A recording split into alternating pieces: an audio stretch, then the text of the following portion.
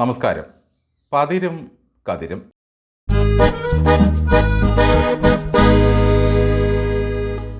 ഹമാസിൻ്റെ സ്വന്തം ബേബിയും പിണറായിസത്തിൻ്റെ അടിമയുമാണ് ഞാനെന്ന് പ്രഖ്യാപിച്ചുകൊണ്ട് നമ്മുടെ ബേബി സഖാവ് CPMൻ്റെ ദേശീയ ജനറൽ സെക്രട്ടറിയായി.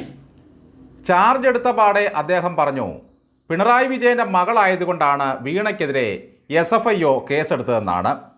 വീണ പിണറായി വിജയൻ്റെ മകൾ മാത്രമല്ല സാർ, മുഹമ്മദ് റിയാസിൻ്റെ ഭാര്യ കൂടിയാണ്. ആ തലത്തിലൊന്ന് സംസാരിച്ചു തുടങ്ങിയാൽ മറ്റൊരു മാനം കൈവരിച്ചേനെ.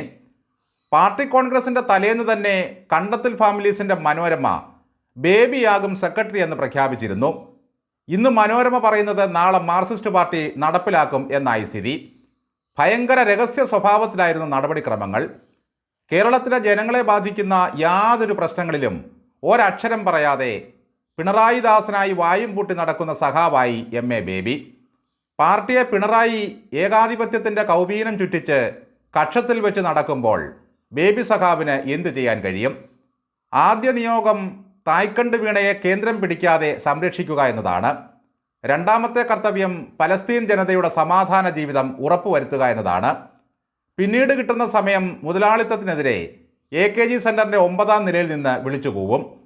നാളെ മുതൽ ഒരു മനുഷ്യനും മനസ്സിലാകാത്ത തരത്തിൽ പ്രത്യയശാസ്ത്ര വ്യാഖ്യാനങ്ങൾ നടത്താം. പ്രാക്കുളത്തോടുന്ന പെട്ടിയോട്ടോയ്ക്ക് നാഷണൽ പെർമിറ്റ് കിട്ടിയ പോലെയുള്ളൂ ബേബി സഖാവിൻ്റെ ഈ സെക്രട്ടറി സ്ഥാനം. അധികം ഡെക്കറേഷൻ ഒന്നും വേണ്ട. പെർമിറ്റ് ഉണ്ടോ എന്ന് ചോദിച്ചാൽ ഉണ്ട്. എന്നാൽ സംസ്ഥാനത്തിന് പുറത്തോട്ട് ഓടാനും പറ്റില്ല. ഭാരിച്ച പണികളാണ് ബേബിയുടേത്. 28 സംസ്ഥാനങ്ങളിലെയും 8 കേന്ദ്രഭരണ പ്രദേശങ്ങളിലെയും CPMനെ നയിക്കണം. കഞ്ഞി കുടിക്കാനും കുഴമ്പ് തേക്കാനുമുള്ള വക പിണറായി കൊടുക്കും. കാരാട്ട് പോലും പിണറായിക്കെതിരെ മിണ്ടാത്തത് പിണറായി വല്ലതും കൊടുത്താലേ വയസ്സുകാലത്ത് റിട്ടയർഡ് അവൈലബിൾ ദമ്പതികൾക്ക് കഴിഞ്ഞുകൂടാൻ പറ്റൂ.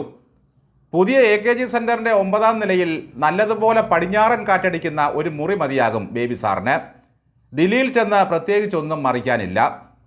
PBയിലുള്ള പകുതിയും കേരളത്തിൽ നിന്നുള്ളവരാണ്. മരിയൻ അലക്സാണ്ടർ ബേബി എന്ന MA ബേബിക്ക് കേരളം പലവിധ പേരുകൾ നൽകിയാണ് ആദരിച്ചിട്ടുള്ളത്. പ്രാക്കുളം ലത്തീൻ കത്തോലിക്ക പള്ളിയിൽ പ്രാർത്ഥിച്ചും അതേ പള്ളിയിൽ അൾത്താര ബാലനായും കഴിഞ്ഞ ബേബിയിൽ നിന്നും ലോകമാരാധിക്കുന്ന വിപ്ലവകാരിയായി മാറിയെങ്കിൽ ആ ജീവിതം സംഭവബഹുലമായിരുന്നു. വിദ്യാഭ്യാസ മന്ത്രിയായിരുന്ന മുണ്ടശ്ശേരിയുടെ പിന്തുടർച്ചയിൽ 2ാം മുണ്ടനായി ബേബി കേരളത്തിൽ അവതരിച്ചു. അതോടെയാണ് വിദ്യാഭ്യാസ രംഗം കുത്തഴിഞ്ഞു തുടങ്ങിയത്. മതനിഷേധം എന്ന ആശയം പ്രകടിപ്പിക്കാൻ ബേബി സാറിൻ്റെ കാർമ്മികത്വത്തിൽ 2008 7ാം ക്ലാസിൻ്റെ പാഠപുസ്തകത്തിൽ ഒരധ്യായം പ്രത്യക്ഷപ്പെട്ടു. മതമില്ലാത്ത ജീവൻ. കുട്ടി വളരുമ്പോൾ മതം തീരുമാനിക്കട്ടെ എന്നതായിരുന്നു ആശയം. കേരളത്തിലെ CPMകാരെല്ലാം ഈ ആശയം ഉൾക്കൊണ്ടിട്ടാണോ മക്കളെ സ്കൂളിൽ ചേർത്തത്? അമ്പലത്തിൽ കൊണ്ടുപോയി ചോറ് കൊടുത്തും പള്ളിയിൽ കൊണ്ടുപോയി മാമോദീസ മുക്കിയുമാണ് എല്ലാ സഖാക്കളും ഇവിടെ വിപ്ലവകരമായ കുടുംബജീവിതം നയിച്ചുകൊണ്ടിരിക്കുന്നത്. പിണറായി ഭരണത്തിൽ കയറിയ അന്നു മുതൽ ഈ നാട്ടിൽ എന്തെല്ലാം തരത്തിലുള്ള നെറികേടുകളാണ് നടന്നുകൊണ്ടിരിക്കുന്നത്.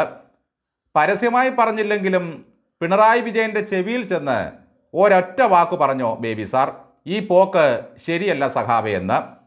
ബേബി സാർ തല മുഴുവൻ ചിന്തയും വയറു നിറയെ വിപ്ലവങ്ങളും ശ്വാസകോശം നിറയെ സിദ്ധാന്തവുമായി ജീവിച്ചത് കൊണ്ട് ഈ നാട്ടിലെ പാവങ്ങൾക്ക് വല്ല ഗുണവുമുണ്ടോ?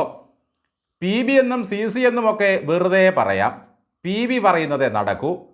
ബേബി ഇന്ത്യൻ കമ്മ്യൂണിസ്റ്റ് പാർട്ടിയുടെ തലപ്പത്ത് വന്നതറിഞ്ഞാൽ പലസ്തീൻ കുളിരണിഞ്ഞേക്കാം, ക്യൂബ കോരിത്തരിച്ചേക്കാം, അമേരിക്ക വിറച്ചേക്കാം, മോദി കിടുങ്ങിയേക്കാം.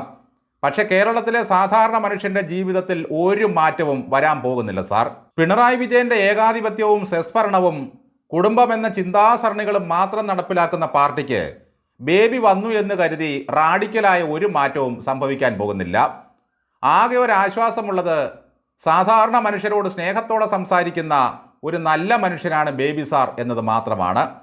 വിപ്ലവം നയിച്ചതിൻ്റെ കഥയും ചെങ്കൊടി തണലുമൊന്നും പറയാതിരുന്നാൽ വളരെ നല്ലത്. നന്ദി.